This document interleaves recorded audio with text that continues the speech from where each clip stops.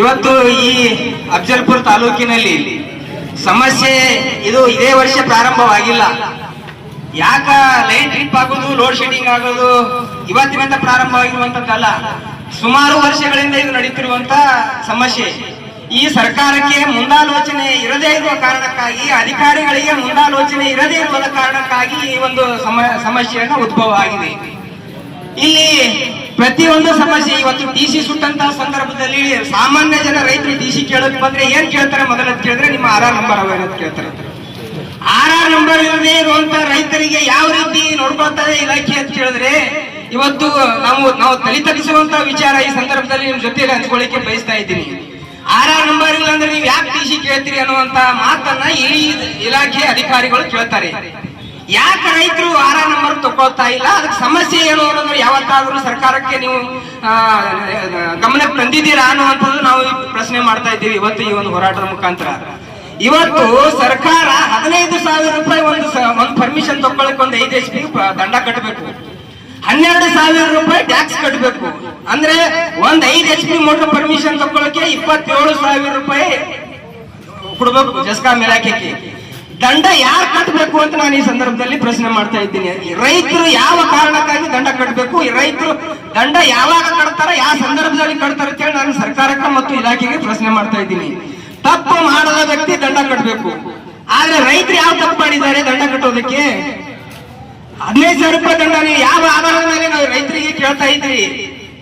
ನಾವು ಕೇಳ್ತಾ ಇದ್ದೀವಿ, ರೈತರು ಜಮೀನಿಗೆ ನೀರು ಉಳಿಸೋದಕ್ಕೆ ಪರ್ಮಿಷನ್ ತಗೊಳ್ಬೇಕಾದ್ರೆ ನಿಮ್ಗೆ ದಂಡ ಕೊಡ್ಬೇಕಾ?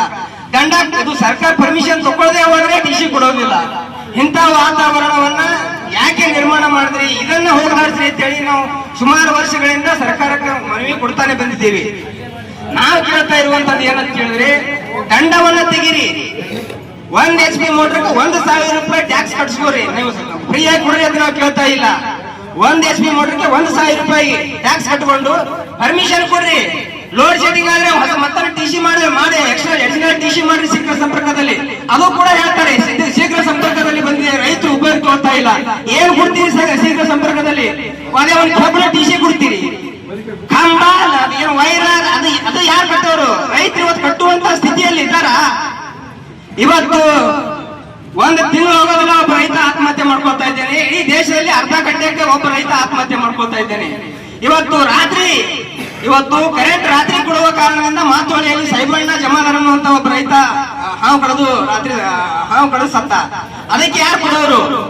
ಸರ್ಕಾರ ಸತ್ತಾಗ ಪರಿಹಾರ ಕೊಡ್ತೀವಿ ಅಂತ ಕೇಳ್ತಾರೆ. ನಾವು ಸತ್ತಾಗ ಪರಿಹಾರ ಕೇಳ್ತಾ ಇಲ್ಲ, ಇದ್ದಾಗ ಬದುಕನ್ನು ಕಟ್ಕೊಳ್ಳಕ್ಕೆ ಆಸರೆ ರೀತಿ ಕೇಳ್ತಾ ಇದ್ದೀವಿ. ಸತ್ತಾಗಿನ ಪರಿಹಾರ ತಗೊಂಡು ನಾವೇನ್ ಮಾಡೋದಿಲ್ಲ. ಬದುಕಿದ್ರೆ 10 ಲಕ್ಷ ಗಳಿಸ್ತಾರೆ, ನೀವು 5 ಲಕ್ಷ ಪರಿಹಾರ ಕೊಟ್ರೆ ಏನ್ ಪ್ರಯೋಜನ ಇರುತ್ತೆ? ನಾನು ಈ ಸಂದರ್ಭದಲ್ಲಿ ಕೇಳಿಕೆ ಬಯಸ್ತಾ ಇದ್ದೀನಿ. ಇವತ್ತು ಟಿಸಿ ಸುಟ್ರೆ ಸರಳಾಗಿ ಟಿಸಿ ಸಿಗುವಂತ ಪರಿಸ್ಥಿತಿ ಇಲ್ಲ. ಇವತ್ತು ನಾವು ಕೆಲವೊಂದು ಹಳ್ಳಿಗಳಲ್ಲಿ ಏನ್ ನಮ್ಮ ಸಂಪರ್ಕದಲ್ಲಿರುವಂತಹ ರೈತರಿಗೆ ಟಿಸಿಯನ್ನು ಕೊಡ್ತಾ ಇದ್ದಾರೆ, ಅದನ್ನು ಒಪ್ಪಲೇಬೇಕು. ಆದ್ರೆ ಪ್ರತಿಯೊಬ್ಬ ರೈತನಿಗೂ ನಮ್ಮ ಬೇಡಿಕೆ ಏನದ ಅಂತ ಕೇಳಿದ್ರೆ, ಪ್ರತಿಯೊಬ್ಬ ತಾಲೂಕಿನ ಪ್ರತಿಯೊಬ್ಬ ಜನಸಾಮಾನ್ಯ ರೈತರಿಗೂ ಕೂಡ ಫ್ರೀಯಾಗಿ ಟಿಸಿ ಕೊಡ್ಬೇಕು ಅಂತ ಹೇಳಿದೆ. ರೊಕ್ಕ ಕೊಡ್ಲಿಲ್ಲ ಅಂದ್ರೆ ಟಿಸಿ ಸಲ್ಲಿಸೋದು, ಇಲ್ಲಾಂದ್ರೆ ಅವ್ರು ಬೆಳೆ ಸತ್ಯಾನಾಶ ಮಾಡೋದು, ಇದನ್ನ ನಿಲ್ಲಬೇಕು ಅಂತ ಹೇಳಿ ನಾವು ಪ್ರಶ್ನೆ ಮಾಡ್ತಾ ಇದ್ದೀವಿ. ಇವತ್ತು ಏನು ಸರ್ಕಾರಕ್ಕೆ ನಾವು ಅಧಿಕಾರಿಗಳ ಜೊತೆಯಲ್ಲಿ ಚರ್ಚೆ ಮಾಡುವಂತ ಸಂದರ್ಭದಲ್ಲಿ ಹೇಳ್ತಾರೆ,